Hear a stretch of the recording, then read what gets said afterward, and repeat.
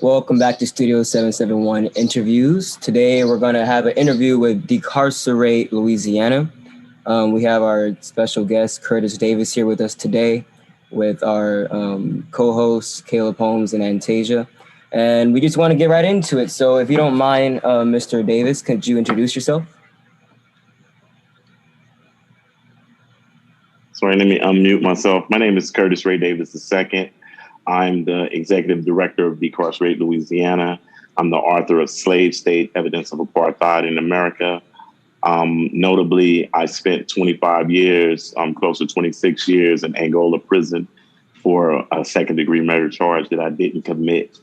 And while I was there, I was transported back into a condition that I thought, according to all of my schooling and everything that my parents had told me, had ended in 1865, and that's slavery. Of course, you all know that according to our laws and our constitutions, both the state and the federal constitution, slavery has been abolished except for those duly convicted of a crime. So slavery was never actually abolished. It was simply codified in the law. And so that's why I'm preaching across America right now and internationally about abolishing slavery in Louisiana and the United States. All right. So how would you say your organization came about? What's the story of Decarcerate Louisiana? What was that initial catalyst to form? I want to say back in 2008, 2007, when the United States was going through its fiscal crisis, and we started learning a lot about what was going on under capitalism, when people were talking about the 1% and how the resources of the world are not necessarily being used in a way that could make being a human being something to be really, really proud of. Me and my guys were on the yard in the prison, and we decided that if we're going to learn all this stuff, if we're going to soldier so hard for our blocks and our corners and our little fiefdoms in the prison, that we should be smart enough to be able to decarcerate the state of Louisiana, which was at the time the leading per capita incarcerator of her citizens of any government on the planet Earth, including Afghanistan, China, Iraq, and Russia. So it became about making regular people understand that it was not in the best interest to continue to spend so much of your state's taxpayer dollars or resources on making sure that vengeance or the lynch mob mentality of somebody has to pay be upheld in the state of Louisiana, which is actually a tradition. You know, lynching, this was, again, Louisiana led the whole nation per capita in actual lynchings of our people during the Jim Crow period in that era. So prisoners got together and we formed and founded Decarcerate Louisiana as a political action group. All right. And why, and to the younger audience and people who are just, ignorant, why would you say an organization like this with the mission you all have is important today in 2021? Okay. Most of us probably suffer from math anxieties. You know, we don't really want to think about the root of something having something to do with the contemporary condition that we're in. So you're in college and you're smart, or you're in high school and you're smart. And I'm saying, okay, what's the square root of 49 then? Of course, you're going to say 7. But understanding the concept of square roots is where I want to take my audience right now. Right now in contemporary United States 2021, June 10th, we are suffering, and I say we, I mean marginalized people, brown and black, are suffering from so many different type of prison situations. We're in a prison of poverty. We're in prisons of addiction. We're in prisons of consumerism. We're in prisons of just straight up depression. It's a reason that all of this is taking place. This is not by happenstance This is by a design. We want to teach that mathematics is pattern recognition. So we have to go back to see how in the binary coding of your laws and your policies have you disadvantaged us. Not just about screaming and shouting out to the stars that we won't take it anymore or whatever. We need to know how to change the system, and at which roots do we change the system? And when we do our tweaks, what is going to make my present day condition better? On one of the Tupac songs, I know y'all don't remember Tupac, but he said his homeboy Lil Noble said, somebody got to explain why I ain't got nothing, right? That's what the thug thing came from. I don't have anything. I'm not living like I want to live. I'm wearing my brothers and sisters hand-me-down clothes. We're in the consumer society where they got cars, they got jewelry. I want cars and I want jewelry. So we have a gap between those that have and those that don't got, right? Excuse my ebonics. But it's better for my generation to be able to speak towards your generation to understand, to let you know why you ain't got nothing.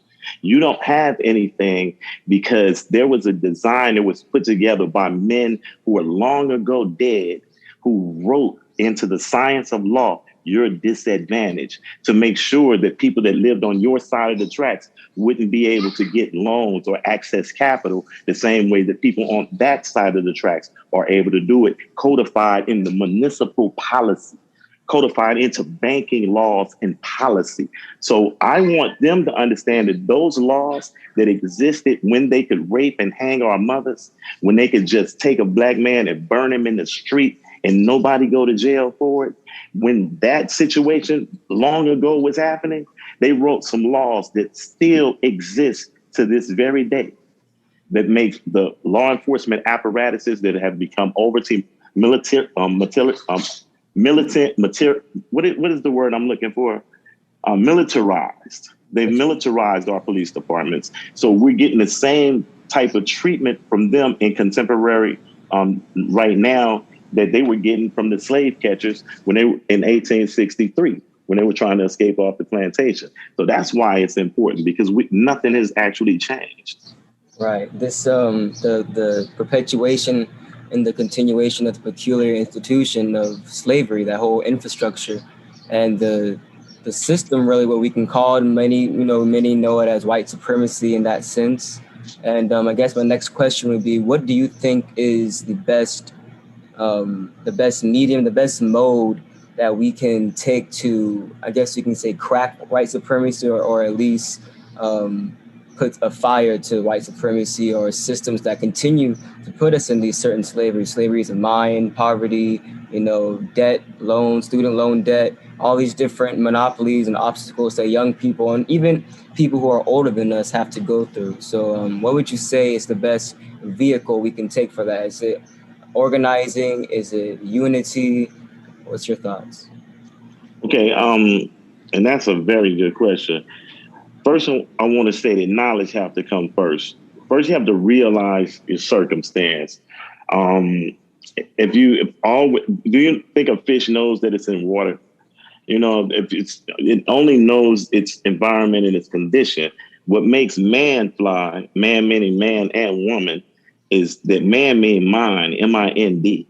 So when we do the etymology, we understand that gorillas, even though they big, strong, and anatomically look like men, they're not men because a man can put a gorilla in a cage, right? Right. We get the knowledge first. How does this system work? And then you can easily identify how to change it, because you don't really see the Arabs out there marching. You don't see the Asians out there marching, even though they're a minority. They're marginalized in certain ways. When I talk about march, I mean just getting out saying, we want to bring attention to what's going on. All right, everybody knows what's going on. You know your condition. The only thing that can change this condition is to uproot the system and recreate it. You understand? It has to be totally changed from the root. So we're calling for a constitutional convention in the state of Louisiana right now, trying to get enough people to understand that we need to rewrite this. This was written during a time where Black people weren't even allowed to walk down the same sidewalks as white people. And these are still the same laws, though, right? So we choose to continue to beg and say, man, why don't y'all just have a little mercy on us or whatever? Change the policies that allow police officers to have immunity from murdering us in the streets. So if we don't attack the roots, then we have no change. Right. And I liked how you said uproot and recreate, and that kind of leads into the next question. What would you say is the counter system? If we're going to, I don't know if you're saying abolish prisons, but if we're going to do away with this system of, I guess, oppression in that sense, what would be the counter system? What's the counterweight to this or the solution? Okay, I read a whole lot of criminological studies while I was incarcerated and found that the leading criminal scientists understand that only 5% of the people who are incarcerated in any system are actually criminals, right? 95% of the people that are incarcerated in most systems are redeemable. So we first have to re-look at it. Consider crime a social disease. Take the same steps a doctor or a surgeon might take in saying, how do I solve this? How do I fix this? I think we need to stop saying what's wrong with you and start saying, like, what happened to you? And if we figure out what happened to you, then we can begin to fix it.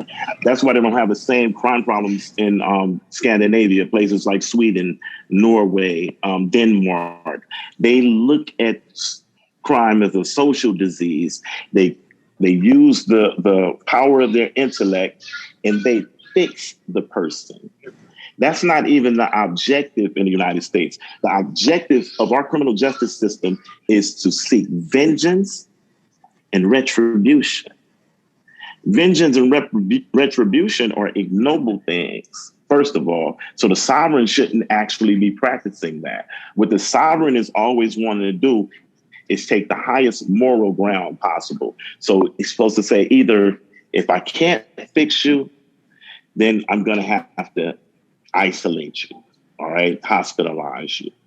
But if I can fix you, then let's use some of this beautiful technological advancement that's been made in medicine and psychological sciences over the last 30, 40 years and apply it to our conditions here in America and hope that other people can live a good life too. That's our problem in the Western world.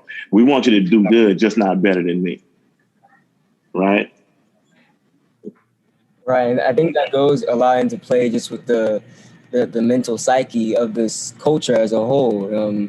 You have the contrasting Eastern ways of thoughts and the Western ways of thoughts, and you have different systems that affect this Western world in America, such as capitalism, which carries over into how we do police people and how we imprison people. I mean, the concept of restorative justice is what I was thinking of when you're giving that answer, because I had an internship with these folks called the Restorative Center. I don't know if you've heard of them, but they taught me for the first time of this idea of a restorative justice. People can come out of prison or come out of jail, and they should be given a second chance. They should be given mercy. They shouldn't be, pushed to the outskirts of society and treated as if they're not man, as we were saying, as if they don't have a reasoning and rational mind.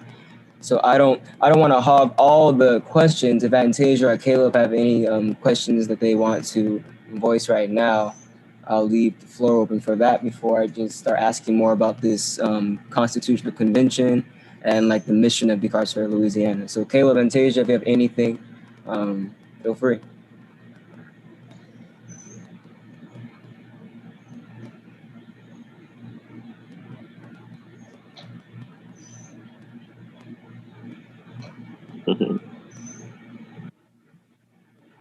Caleb says in chat he doesn't have any. Antasia.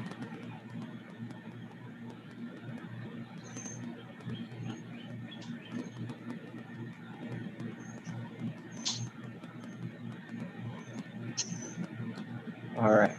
So I just want to. So now I kind of want to get more into the organization and exactly what you all do here in Louisiana. So, if you wouldn't mind, could you describe perhaps the mission of Decarcerate Louisiana? Maybe I should start off just with the word decarcerate. What does that mean so our viewers can have a better understanding of what that is? And who are you all? What have you guys been doing recently? And where could we find you and join? Cool. First of all, decarcerate was just a play on words. I'm a writer. While I was in prison, I was writing maybe 4 op-eds a week, just trying to change the language around the criminal justice reform movement in the whole. So since incarcerate actually means to increase in confinement, it would be the etymological opposite to decarcerate, meaning to lower the incarceration rate by whatever means that we have to go by doing that. Decarcerate Louisiana is a freedom movement. We're a grassroots, real from the bottom, from the turf, from the earth, human rights organization. We fight for better prison conditions. We don't want people eating substandard foods. We fight for human trafficking violations, because in a way, when you have states selling their inmates to other states, that's human trafficking.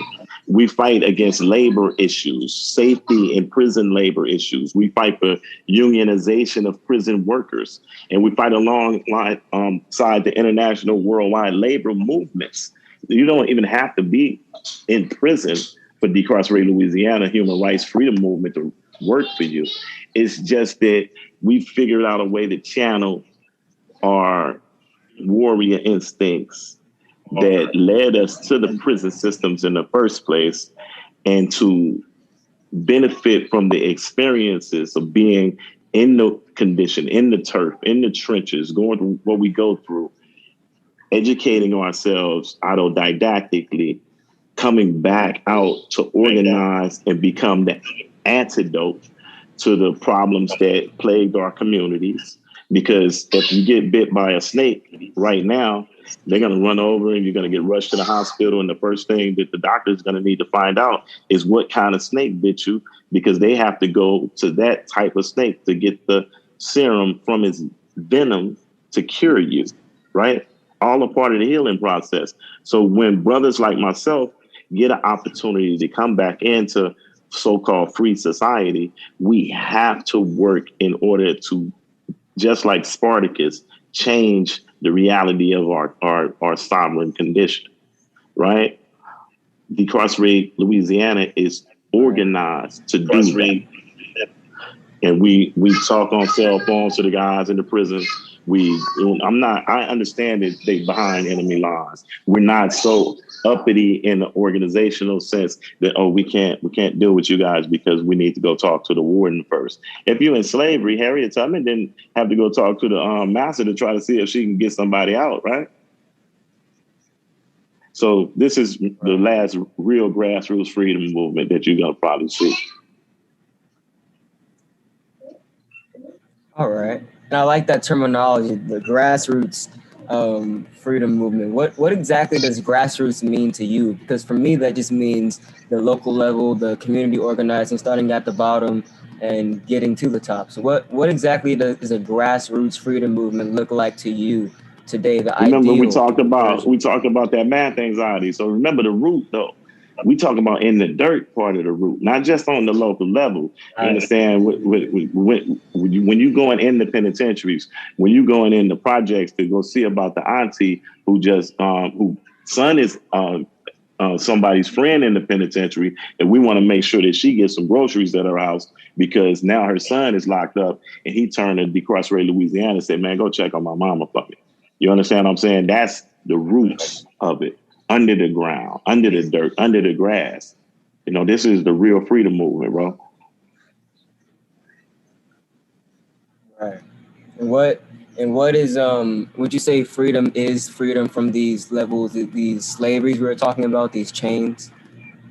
Okay, when you're talking about change, When you're talking about physical movement and stuff like that, you're not talking about freedom. You're talking about liberty. Liberty is the ability to move around, to be able to go place to place without somebody telling you that you can't go, right? Freedom, though, on the other hand, is something that's almost without definition because it's an opportunity to be who you are. It's an opportunity to not be afraid. It's an opportunity to be able to have food, clothing, and shelter without thinking about it, without worrying about if you're going to continue to have food, clothing, and shelter. Freedom is all that, you know?